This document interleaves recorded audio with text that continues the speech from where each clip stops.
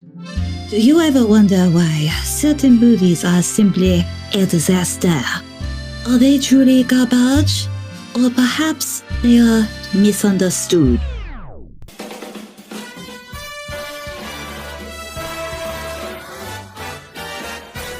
Take me on home to the asylum. Never alone in the asylum. Hi guys, welcome to another episode of La Crap. My name is Bri. And my name is Gio. Alright, so after last episode's exhaustion, we figured we'd go with something a little bit more obscure, but a little bit easier to digest. So we were kind of thinking, like, okay, what's a good bad movie trope that happens a lot? I was thinking randomly about Jurassic Park, Jurassic World, the new films that had come out recently. And yeah, we could do the Jurassic Park, Jurassic World sequels, but too boring. Like, really, what else is there to say other than they just keep having like diminishing returns? But then I remembered we talked about the Asylum last episode. And I was like, okay, they've got to have like a couple of dinosaur offerings. A couple. Yeah.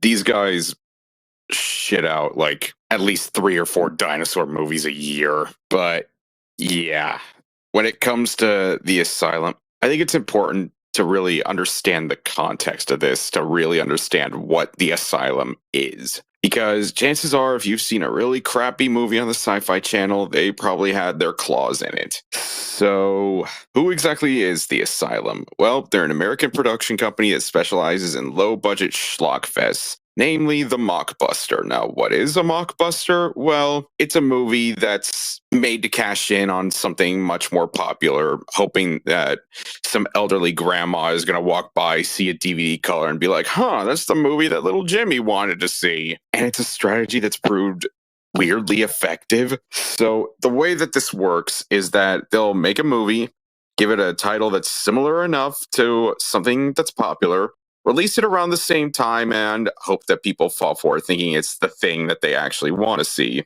And they put out so many movies every year.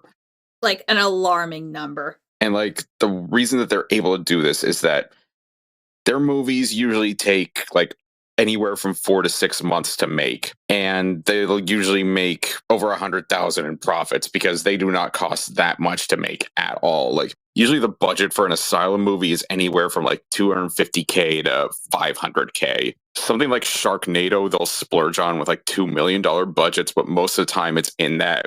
Yeah, but I kind of feel like Sharknado's more of an anomaly, though. Yeah, because unlike other Asylum movies, it wasn't made to cash in on anything. It was just their own weird little baby. But with how they make movies, they themselves have claimed that they've never lost money on a movie, which is crazy to think about, given how many movies they release a year. It's usually at least a dozen. I mean, just this year alone, they've already released 11 movies. Including that animated Snow White, which... let's put a pin in that one. Oh, Jesus. Yeah, they made an animated Snow White. They made a Smurfs knockoff. They made a Naked Gun knockoff.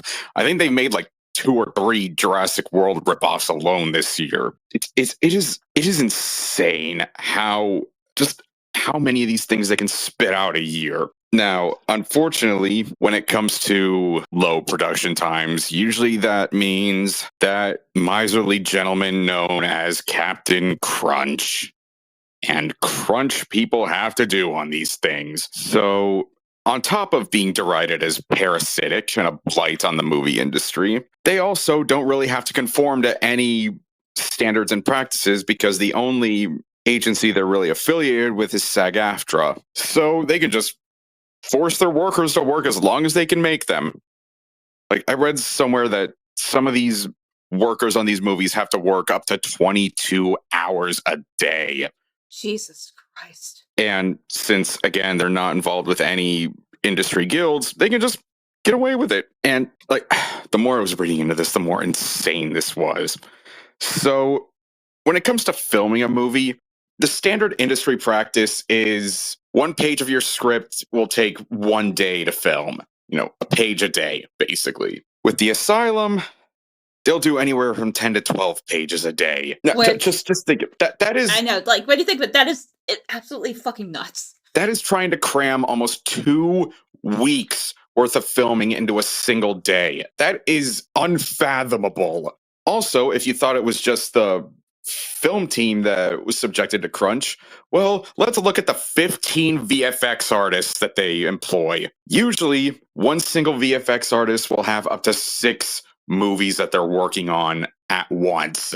It is mad. And the fact that they don't lose any money, that is the crazy thing. They don't lose money on any of this stuff because they are so cheap to make. And you couple that with the fact that they don't have to spend that much on actors because they'll usually get like really obscure, like mostly TV actors or like younger actors just breaking into the business. I think their owner once famously said, like, we can't get Johnny Depp, but we could get Johnny Depp's brother. God. Yeah. And here's the other really weird thing about the Asylum. So I mentioned before Sharknado, their crowning masterpiece of shit. Usually their movies will have like really goofy marketing and like really over-the-top absurd premises. But weirdly enough, their movies almost always tend to be serious. Like, for as weird as the concepts might be, they play it straight for whatever reason. And the movies themselves, they rarely have anything to do with the thing they're ripping off. It'll just come down to the title. Like, some grandma will walk by and see a movie that sounds like something that's famous, and then they put in the actual movie and it has nothing at all to do with what it's ripping off. Which brings us to today's topic of discussion, Sherlock Holmes 2010. Or more specifically, oh God, what did they call this thing? Sir Arthur Conan Doyle's Sherlock Holmes. Which, if you're wondering, wait a minute, Gio, the Sherlock Holmes movie I'm thinking of came out in 2009.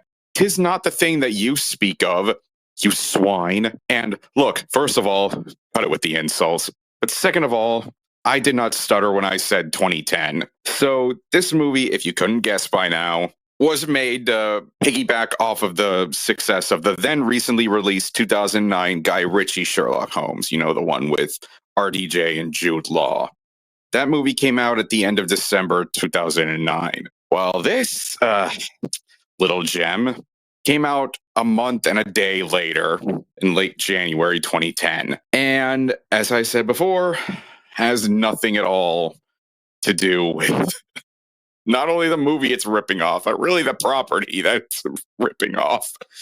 You know what, when you think about it, Sherlock Holmes might be one of the most adapted characters ever, but this one is special. Yeah, if you're wondering why we are talking about Sherlock Holmes when we were talking about Jurassic Park earlier, well, there's a reason for that. Because this movie, as the Wikipedia page states, covers an undisclosed hidden case in the history of Holmes and Watson where they fight dinosaurs. Life found a way. Yeah. So I did say before that they got usually lesser known actors to do their roles. This movie was filmed primarily in Wales, so a lot of the actors involved are of the Welsh variety. Hey, maybe we'll see a young Sea Dog VA in here, you never know. So our Watson for the evening is played by one Gareth David Lloyd, who some of you might know as playing, I am sorry if I mispronounce this, Eonto Jones from Torchwood, the Doctor Who spinoff. And he is also the voice of Solus in the Dragon Age series. As for our Holmes, he is played by one Ben Sider, who, well, this was his first movie role, and he had like 4 other credits, and then nothing else in like the last decade. Oh, and also his name isn't even on the DVD cover, which, if your main actor's name isn't even on the DVD cover, that's definitely not a good sign. 'Tis not, my dear Watson. Now, also, I guess the Asylum was also in favor of reusing sets because the locations in this movie were actually previously used in another Asylum movie called Merlin and the War of the Dragons, which came out like a few years earlier, I think. Now, This movie was actually kind of pricey by Asylum standards. It cost $1 million, which is like twice the amount of a usual Asylum picture. I know, fancy. I'm gonna wear my spectacle. Look at me, spending my dollars while still exploiting human labor. I am truly a gilded aged man. Oh, I can just imagine the beautiful CGI in this movie. That's the other hallmark of Asylum movies. The very interesting CGI monsters that they come up with, which you could probably understand considering, again, crunch, again, 15 VFX artists, again, each working on up to 6 movies at a time. Oh my god. I don't know how it's taken us this long to talk about the Asylum, which, side note, we did mention last time that Sharktopus, despite having a lot of hallmarks of Asylum movies, is not itself an Asylum movie. So this is our first foray into the walls of madness, as they were. Yeah, the cask of Amontillado of cinema, if you will. Now, I know when we were first talking about this movie, you mentioned, like, how is it that they managed to survive this long into the streaming age? So, their most well-known partner is the Sci-Fi Channel, which, again, if you have seen a really questionable movie with really, really questionable CGI on the Sci-Fi Channel, chances are it came from the Asylum. But in more recent years, since Sci-Fi has started to move away from those kinds of movies, they've mostly just been partnering up with video-on-demand streaming services like Tubi. And I guess it's still profitable for them because they're still making these. Yeah, it's kind of bizarre that for as many companies that have like folded or have struggled in the transition to digital, whether it's, you know, TV stations like Cartoon Network or whatever, or like certain traditional distribution formats, these guys are still chugging along. Oh yeah. They found a method that works for them, as very, very questionable as it might be. I mean, my God, up to a dozen movies a year. And again, they've already put out 11 this year, and we're only at the start of September, so God only knows what else they have up their greasy little sleeves. Which is even like so insane because, I mean, you know, the enshittification of like the big studios, like is something that I could go on about till the cows come home. But even still, with all like that enshittification, like studios, you know, are pushing like at least like a dozen, well, 10 to a dozen, you know, multi-million-dollar pictures a year. And they're just like shoving it out. Like, arguably, like in this day and age, they are putting out more of an output than, you know, the big 3, which is crazy. I guess that's what happens when you don't really give a shit about your employees' welfare, and all that matters is getting a movie out in a timely fashion to coincide with the thing it's ripping off. Like, you would think that people wouldn't fall for this kind of thing, but the fact that they haven't lost money on a single one of these things kind of proves that it works. As bad as it is.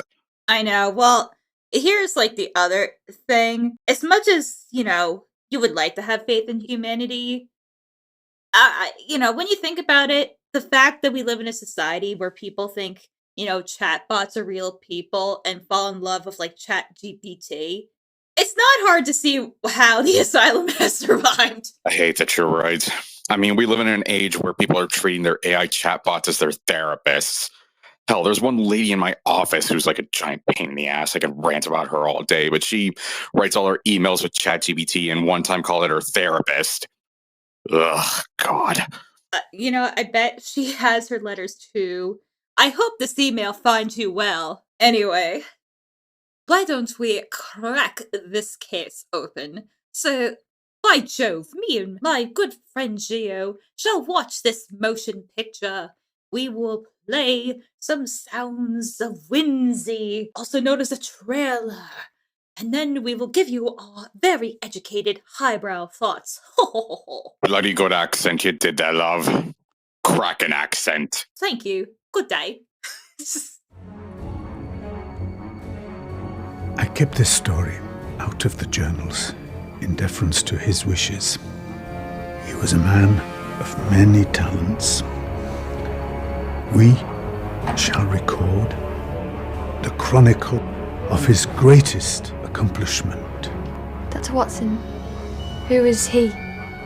He is Sherlock Holmes. Come, Watson. Onwards and upwards.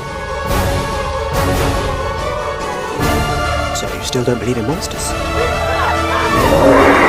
The only monsters I believe in look very much like you or I. Starting to believe? I believe we should run! I am motivated by something powerful. Revenge.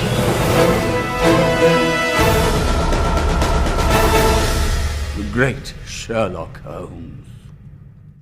By Jove, that was quite average, actually. Yeah, that was weird. I don't know what the point of this was. I didn't hate it. I just kind of feel I concur, my good friend. I also thought this was just kind of fine, which was actually kind of disappointing, if I'm being honest. Yeah, I'm kind of disappointed too. Like, honestly, other than like goofy camera work that's obviously enhanced by After Effects aside, and like the weird like Mexico light filter that Hollywood insists on using, this is actually like not a bad attempt at Sherlock Holmes, if I'm being honest. It just for the Asylum, it's like weird because you said in our prelude that most of the Asylum films are played pretty straight.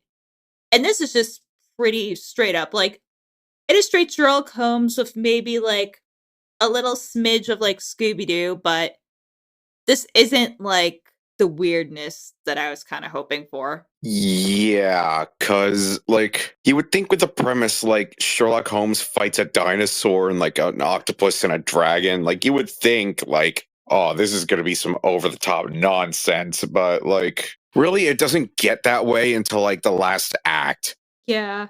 Like, beforehand, they played more like a standard, like, Sherlock Holmes story. Like, aside from some really weird creative choices, I thought this was fine. I mean, it's certainly an improvement of what we saw last week, but maybe it's just the mental scarring and we just both haven't recovered. But yeah, other than a few, goofy VFX shots, like, honestly, the VFX, like, weren't as horrible as I was thinking. Like, some of them shots were actually kind of passable. Like, aside from that one goofy shot of the dinosaur hopping in. Which was the peak of excitement. He just, like, straight up like a PNG, he's like, yoink! He's just right in there. Starting to believe? I believe we should run! What the?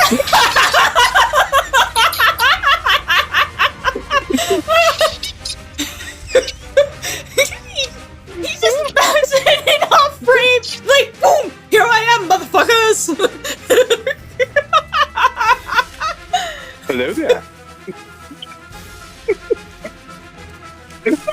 Oh my god. I swear to God, there better be dinosaurs doing backflips by the end of this movie. I swear. I wish the movie was more of that, just jogging in slow motion away from the scary dinosaur. But yeah, other than like a couple of like, whatever kill shots, this is just like, okay, this is, I guess the closest thing to this maybe would be Hounds of the Baskerville of like chasing like the supernatural creatures. Yeah. So I guess we should probably just start from the beginning of this. So oh yeah, we have an interesting beginning. We start in the middle of World War II. oh yeah, we start with the Blitz. So we have old man Watson is like talking to his nurse and he's like, oh, well, I have to tell you something. I fear that my time grows short. I'm going to tell you about a case that we haven't told anybody, and he made me swear it's a secrecy. Now, keep in mind, this is supposed to be a secret case. Keep that in mind for later. And then the part where I called bullshit is when the girl was like, who is he? And I'm like, honey, you have been Watson's nurse for how long? And you have no idea who Sherlock Holmes is? Yeah, I call major bullshit. Like, I would think, even if it wasn't Watson, I would think that she would have at least heard of Sherlock Holmes. Like, even as like an urban legend, like Jack the Ripper or something, like, there is like, to me, no way that in passing she has not heard of Sherlock Holmes. Yeah, but especially being Watson's nurse. Like, I would imagine he'd be talking about Holmes quite a bit. But that aside, and we go to a flashback. We're on a boat, some sailors with some frankly dollar store looking sailor uniforms, and they get attacked by a tentacle monster, which I was expecting it to look a lot worse. But I mean, I guess because it was dark, you couldn't Yeah. really tell. Well, but, I feel like that's where they kind of did themselves from favors, because I feel like a lot of the really bad Asylum films, it's like shot in the middle of the day, but by having everything like dimly lit and at night, they kind of saved their asses there. Yeah, because aside from that one silly shot we mentioned, not a lot of this was taking place in like broad daylight. Which, Sherlock Holmes, like, that makes sense, but like, again, just to kind of make the Jurassic Park comparison, I mean, that's kind of what they did in the first Jurassic Park, especially with like the T-Rex scene, is that a lot of it is like very dimly lit.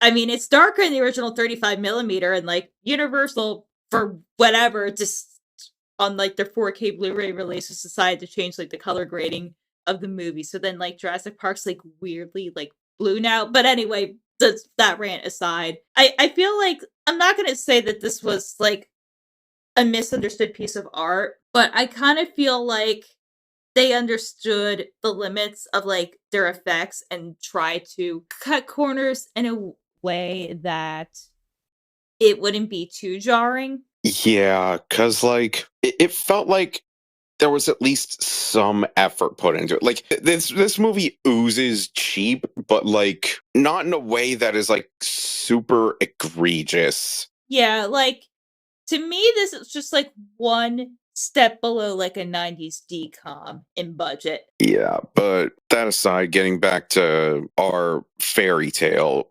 we meet Watson. He's doing an autopsy, and then in comes our Sherlock. Oh, yes. Yeah, I still, when we first meet him, you just went to me and you went, oh no. I said to her, please tell me this is not who we have to deal with for the next 90 minutes. Ah, there you are. Holmes! Oh, please tell me this is not our It's Holmes. 10 o'clock and a train for New Haven leaves in 20 minutes. Train? What are you talking about? I have a letter from Oh, Scotland please Yard. tell me this is not who we're dealing with the Oh, next no. 90 minutes. Under most mysterious circumstances. Oh my god. When people were bitching about like Hayden Christensen as Anakin in Attack of the Clones as being like too high pitched and annoying, clearly they meet this dude. Oh my god. Like, I get that this was this guy's first like acting gig, but oh my lord, he was and he does not get any better throughout the rest of the movie. No, just that high pitched, uber perky voice. Like I get that Sherlock Holmes, contrary to more modern depictions, isn't like the, edgiest of edge boys, but it's like, really? Like this dude, like, honestly, I kind of feel like everything was in reverse. Like, I kind of feel like the dude who played Watson made more sense as Sherlock, and then the guy playing Sherlock should have been Watson. Yeah, I could see that. So we get this scene of Sherlock like analyzing the body and not being sanitary about it at all. Like, I know this is the 1800s before like advanced forensics was really a thing, but he was still contaminating a dead body. Just touching it without gloves. Oh yeah, especially during that area. Like this is like the 1890s. Like, oh god. So they hear about the ship case. They go to talk to the survivor of it. He tells them about like, oh, it was just the arms, like black as the devil. It was just the arms. And I'm like, was the word tentacle not invented yet? Yeah, just like the way that they worded it. It's like, okay, we can't say tentacle, we can just say like monster. And then I'd asked this while we were watching it. I was like, because I wasn't 100% sure like when this was taking place. about, dinosaur being just that colloquial of a phrase by that point, but I guess it was. It's just, I don't know, just the way things are phrased in this movie are just, I don't know, it's kind of like weird, like it's bordering on like modern, but it's supposed to be like the late Victorian era. Yeah, we're going to be saying weird a lot, I feel like, Mhm. Yeah.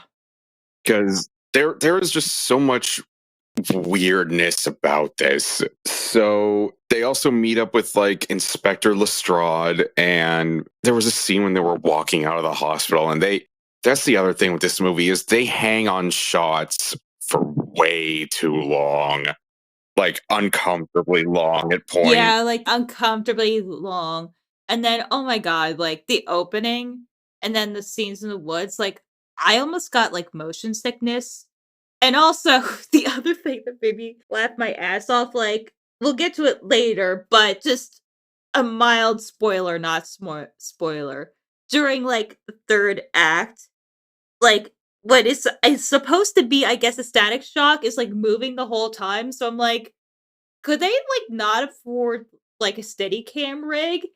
It's like almost like when you give like a toddler a cell phone and it's just like shaking all over the place. Like that's what it felt like. Yeah, whoever was filming this was a real fan of shaky cam. And then I remember that this was 2010. Like, this is, the renaissance of the shaky cam. God, I am so glad that era of Hollywood is over because, oh my God. Yeah, not every movie needed to feel like a roller coaster ride. But so then we get to this scene of a nerdy guy trying to hire a prostitute, as you were.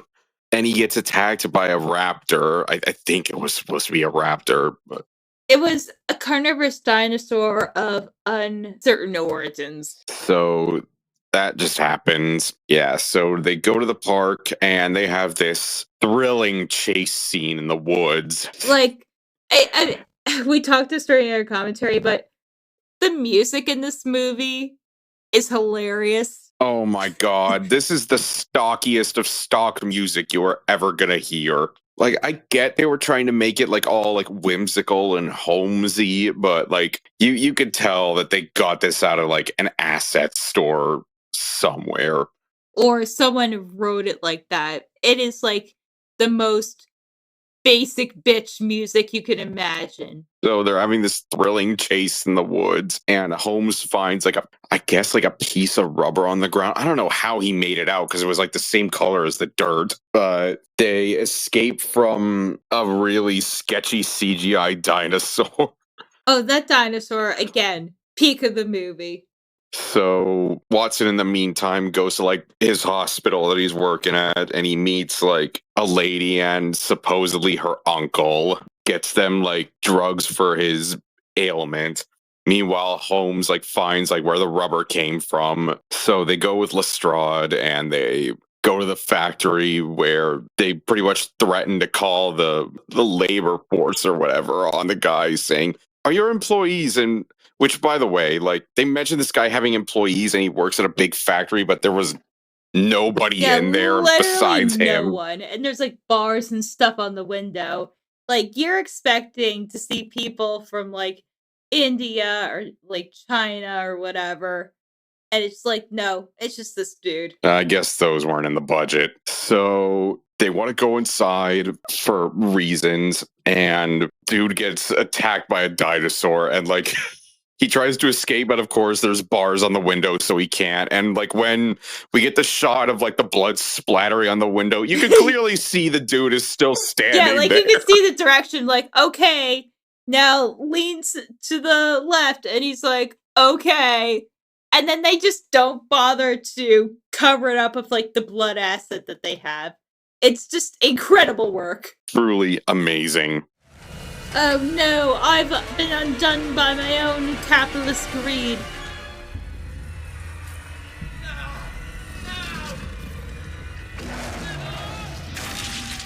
I love how he's still clearly Then moving who and is he? standing up when that kill shot happens. Can only answer one of your I was queries. just gonna say that he was still standing there. So what happens? Oh yeah, this is like the bullshit Oh yeah, and then we part. go boom boom. Yeah, so we go boom boom, the factory blows up, and then Holmes is like, all right, I want to take you to this castle that I went to when I was a child. And this is when the major bullshit kicks in. So Holmes found a little rock on the body of the factory guy that got blown up. And I shit you not, he is like, I played in this castle when I was a child, and I hyperanalyzed every single rock that was in this castle. This rock that was on the body could only be found in this castle.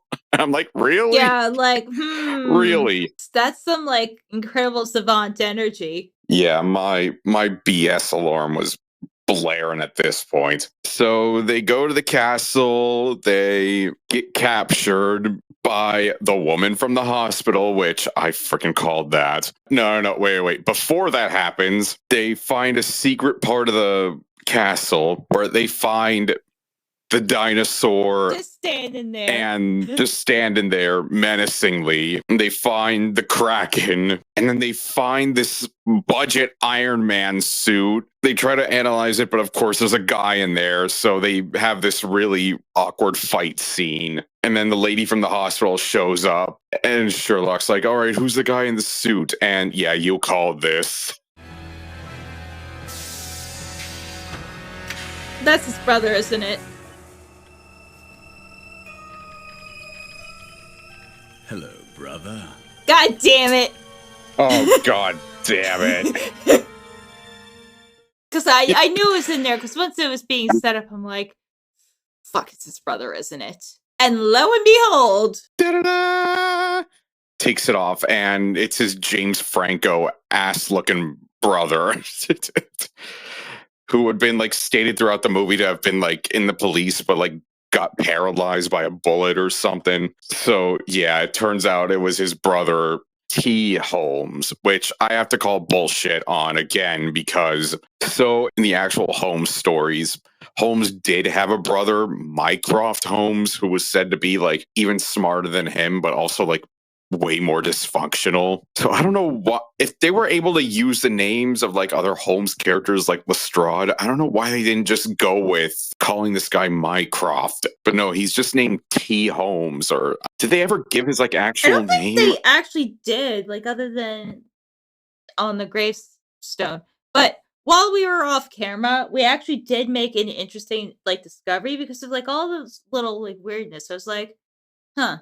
Like, why didn't they just use like all the Sherlock Holmes elements? And then we found out that Sherlock Holmes didn't enter the public domain until like 2 years ago. Yeah, which I would have thought it would have been in the public domain like long before. But apparently Sir Arthur Conan Doyle didn't pass away until like 1930? Yeah, 1930. Like, he lived to be 71. Like, so he was in his like late 20s, like early 30s when he was writing the Holmes books. Like, I was convinced that he was gone by like 1900, but no, dude was kicking through the start of the Great Depression. Yeah, so the Holmes stories didn't enter the public domain until like 2 years ago, which is nuts. Yeah, it's nuts. But then I remembered the very brief Enola Holmes lawsuit. And just to have a refresher, Enola Holmes are those little. I don't want to say it that way because I don't want to come off as sexist, but let's just call them like girly core Netflix original movie starring Millie Bobby Brown as Sherlock Holmes' little sister. Yeah, I only vaguely heard about that. Yeah, because I think previously all of Netflix's original best movie evers were them probably pumping numbers up until like K-pop, like which actually did those numbers. And is still doing those numbers. That's how it's done. They be golden. All right, but before we get on a tangent about K-pop demon hunters, but so the brother happens. He's in the Iron Man suit, which he can apparently, like, even though he's paralyzed, he can move it with his brain. Yeah, which I'm like, like that is such third act bullshit. Just like, what do we do? What do we do? Oh, telekinesis. Good job, boys. Yeah, this is the point where the movie really kicks into like the fun bad levels because shit just gets so absurd. So apparently like the dinosaur and like the kraken were like automatons, and like the brother is pissed because apparently like he ended up paralyzed because like Lestrade apparently shot him by accident, and then he reveals like he has Lestrade like captive in like all these chains and stuff. So he was like, now I'm going to destroy London and I'm going to make it look like it was Lestrade that did it. Oh, because he's like pissed because like Lestrade keeps on taking credit for all these things he's not actually doing.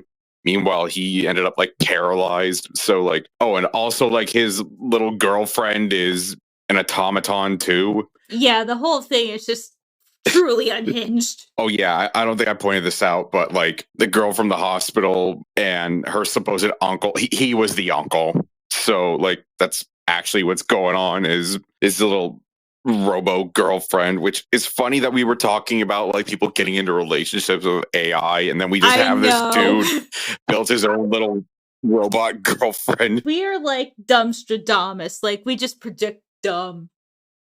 So, and this was another one of the really weird creative choices. So the brother keeps calling Sherlock Robert, and then Sherlock says later, oh yes, Robert was actually my given name.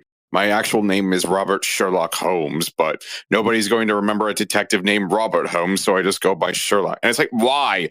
Why me? Yeah, this is like just, I know, it's just a, like a bunch of weird exposition that we didn't really need. It's such a bizarre thing to include for like no reason at all. So Holmes tries to go after the brother. The AI girlfriend shoots him, but of course he's not dead, but they try to make us think that he is. So not James Franco starts enacting his evil plot, and that's when we get the dragon.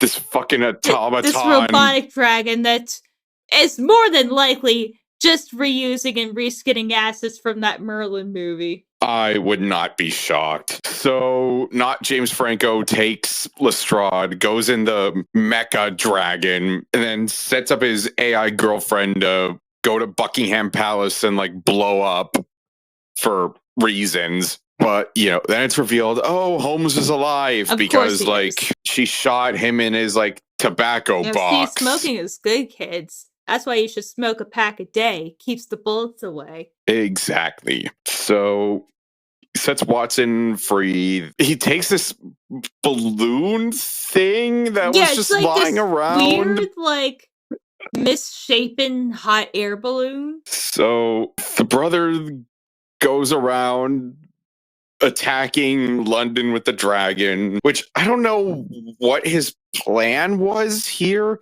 Like obviously he's saying he's gonna frame Lestrade for this, but like dude is like all chained up. So what was his plan when all this was over with? Was he just gonna like hop out of the dragon and then like just leave Lestrade all tied up in there? Like, yeah, which people be like, huh, why are you tied up, bud? Like, how are you doing these evil acts, allegedly? Like, I don't think this dude really thought his evil plan through. So, meanwhile, the robo girlfriend is like slowly walking up to Buckingham Palace with these really loud footsteps, like a lot louder than normal. That was the other thing with the sound design is like things are either super loud or really, really quiet. Especially like the footsteps. Like, halftime dinosaur, you hear like this big booming bass. And then nothing. Like the dinosaur's footsteps, especially, like he'll take one step and it's super loud, and then another step and then nothing. It'll be like boom. Oh, it was. I don't know if it was just the copy that we had or if it was just. I think like it was just that. like that. But oddly enough, like that reminds me of Elfie. So, which by the way, for people who don't know, that is my doggo. You know, like she'll make these loud thuds, then all of a sudden you just don't hear her. Yeah, I have cats, so they're mostly just quiet until they start scratching on my door or using the litter box. Other than that, you can't hear shit. But, and the other thing about this scene is that you have the, like, Buckingham Palace guards and, like, they're in the, like, typical, like, big fluffy hats with like the gold chains, except for one dude who doesn't have a chain on his hat for some reason. I guess that was just out of the budget I too, or it guess. probably like fell off before the scene happened, and they were like, "Bloody hell! Well, we don't have time to replace this. We've got like 15 more scenes to shoot today." So they just left it like that. And Watson shows up, tries shooting her. It doesn't work because, automaton. And meanwhile, like Sherlock is like flying after the dragon. So then Watson like tackles Robo girlfriend and like uses a syringe on her. But I don't know like what he uses on her. Because like fluids shouldn't work on a robot because, robot. I don't know what that was that he used on her to like disable her. I have no idea. It's just like disabled. Also, I guess the brother just saw this happen because as soon as she got deactivated, he was like, "No!" But it's like, if he's like far away in midair, like, how would he have seen it's this? like, did he just use his like robo telepathy to like sense her dying or whatever? Yes. I don't know, but he gets pissed. He flies over with the dragon, which this is when I also pointed out, like, why didn't he just attack the palace with the dragon in the first place? Like, did he really need to sacrifice his robo girlfriend, make her blow up? Yeah, that whole thing was so weird. Like, it feels like this plan had like one too many steps here.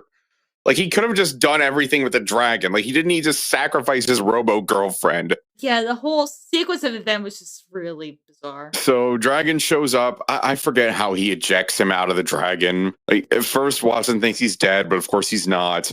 But then Holmes shows up, shoots the brother, and then they free Lestrade, and Lestrade is all apologetic. He was like, "Oh, I had no idea I shot him." And like, this next scene was like really mumbled, so I couldn't tell. But I think the gist of it was just that Sherlock figured out like didn't actually shoot the brother.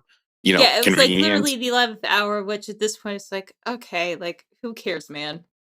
Then we go back to like old man Watson, and he was like, "So Holmes swore me to secrecy to never talk about this case." And this is where so they were trying to say that this was a lost case that like nobody knew about, but like people were hearing about like the monster attacks, and this dragon was in plain sight. People were seeing the dragon happen. I don't know how this could have been kept a secret because this was in plain view like of he's everybody. flying over like the Tower of London, Big Ben, and like burning that shit like a flamethrower. Like how do you not notice this? Like, how is this not at least in passing like an urban legend saying, "Yo, like 30 years ago or whatever, I saw this. It was so cool." And then when he's finished telling the story, then the nurse is like, "Wow, Dr. Watson, was this all true?" And they show him and he's just dead. He's like, "I've said what I needed to say. I need to ascend to a greater plane. Goodbye." All right, we are in the last minute of this movie. I don't think we have any more ads. What a fantastic tale. Tell me, is any of it true?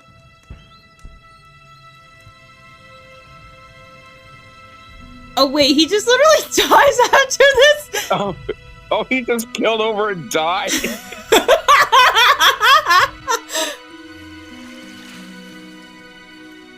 Honestly, killing over dying just feels like a perfect summary of what this movie is.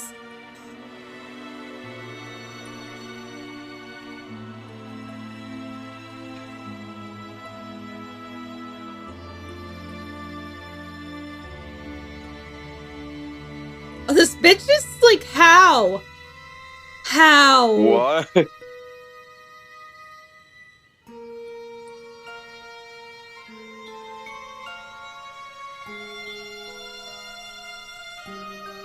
Oh. The robot still loves, I guess. Also, wait, T. Holmes? I guess Thomas. Oh, they're not showing the credits. So wait a minute. Okay, wait a minute. I guess that's just wrong. the end. So then they show like later on the girl is like visiting his grave, and then you see that automaton girlfriend was still alive because she's visiting the brother's grave, and then that's the movie.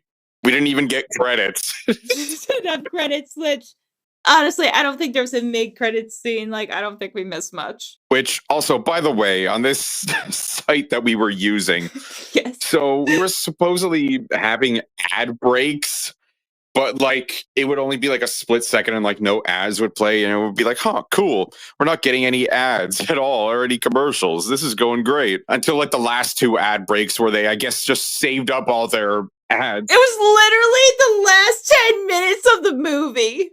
And then the final ad break was literally in the last minute of the movie. It's like, are you kidding me? And it was all just ads for like movies on the streaming service, which, hey, they have District 9 and some other like cool sci-fi shit. Cool. We don't, they just saved all their ads for the last like 10 minutes of the movie. Yeah, they wanted you to know that they got Attack the Block and Chappie. But yeah, that was the Asylum's attempt at Sherlock Holmes. And honestly, for like all the goofy choices and like how they played it straight until like the last like act where it got stupid absurd. Honestly, this was probably one of the better Asylum films. Because like it felt like there was some effort that went into it. Yeah, like this was not a train wreck like the last one. This was just a fine TV movie. Yeah, if it's like you want Sherlock Holmes on a budget, you could do worse. Oh yeah, there's and I've seen worse. Like this is just kind of like a nice little fanfic. Honestly, if we had a more seasoned, less high-pitched actor playing Holmes, this might have been something, but as is, it was fine. Yeah, it is this movie. I wouldn't even call it like boring because there's some stuff that we saw. Like, I don't think it tried to put me to sleep like Death Kappa did. But it's just like mid is like such like like I hate the word, but this feels like the movie definition of mid. Yeah, I'd have to agree. I don't like the word either, but yeah. Honestly, for like the first hour of this, it was very like milk of toast, just standard it's like, fare. oh, they go investigating and stuff. We go scene to scene. Okay, John, let's go to the next scene. Okay. Like, I wasn't expecting anything like RDJ going like super slow motion, like hyper analyzing everything, but like, yeah, it was fine until the last 30 minutes when it finally went like stupid sicko mode. I know. It was just like, like even if the VFX was worse, I kind of wish the movie overall was more like that. But as it stands now, it's fine. It's a perfectly serviceable Sherlock Holmes story. Like you said, you could do worse. And it's like, you would think that with a premise like Sherlock Holmes fights like a dinosaur and a dragon, you would think it would be like more over the top, stupid fun. But like I said it before, that the Asylum tends to play these things weirdly straight for what they are. And you could definitely see that here. Like, they take this so seriously. Like, they crack a few jokes here and there, none of but them are like haha or like, oh, we're in on the joke. This is just okay. This is Sherlock Holmes. Enjoy. Cool. I mean, even the first Sharknado, like, it wasn't like as tongue in cheek as you would think it was. No, but that's what made it great. Because I remember the night it went viral. I was like, dude, it's sharks in a tornado. Yeah. Until all the sequels came along, and then like everybody was in on the joke. Like even Ann Coulter, which, god damn it. And they just started stocking them with as many celebrities as they could afford. God, I'm so glad that those are finally over with. Yeah. I hope. I think really the turning point was probably like 3.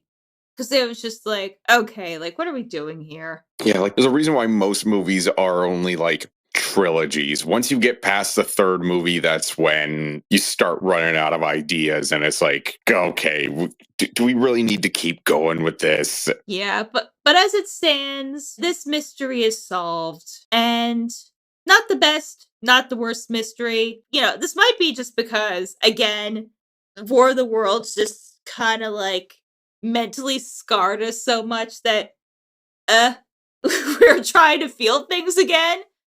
But this was honestly fine. Yeah, like we've seen worse. We've seen worse sci-fi movies, and considering this movie basically turns into a Scooby-Doo film at the end, we've also seen worse Scooby-Doo movies. Other than like the prostitutes, like honestly, like I was kind of shocked like how like kid friendly this was. Like I feel like you could put this in front of an 8-year-old and you'd be fine. Well, aside from that one scene with like the blood, but yeah, this was honestly a better Scooby-Doo movie than Return to Zombie. Yeah, especially if like they did automaton stuff. I was like, yeah, I just kind of wish the movie was more goofy ass like that. So like, I'm not a hater. It's just like, it would have been cooler if you leaned into those ideas more. But c'est la vie, I guess. Like, if the first 2 acts were more like the third act, then this would have really been like fun bad. But as it is, it's more of like a curiosity than anything else. Yeah, for sure. I feel like we are going to be seeing a lot worse Asylum movies down the line. You better believe it, because I was eyeing this one, the dinosaur school ones, and of course the Snow White one. So I feel like our adventures with Mr. Asylum are far from over. Elementary. Treat your employees better, Asylum. 22 hours is bullshit. Yeah, for real. Just, like, I'm not saying that you guys can cook, but you can, do a competent, Kraft mac and cheese, blue box meal. If the extra cheddar cheese that you put on top of it, if you want to be, like, a little bit spicy. Like, just give your employees time to get stuff done. Because honestly, like, and I said this before, some of these VFX shots are actually, like, not that bad. And I feel like that this movie, like, it's passable now, but I kind of feel like people would remember it more, or it might be more beloved if they had, like, more time to do stuff. But c'est la vie, some things are not meant to be. Nah. But yeah, 22-hour work days are bullshit. 6 movies at once for VFX artists is nonsense, and nobody should be cramming 2 weeks worth of stuff into a single day. Absolutely not. No. But I think this mystery is officially solved. And now we have another mystery that we must go to. Gio, where can everyone find you? So if you want to hear me moan about like random topics or just showing off whatever commissioned art or figurines I've gotten in, you could find me at evking13.bsky.social. And if you wish to solve the case that is Bri Gallagher, you can follow me at crazylemur.bsky.social. I'm also on Instagram at lemur'srule1, which I post occasional puppo content.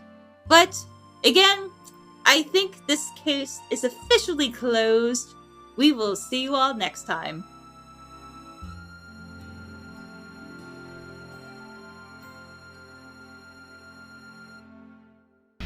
Oh, God.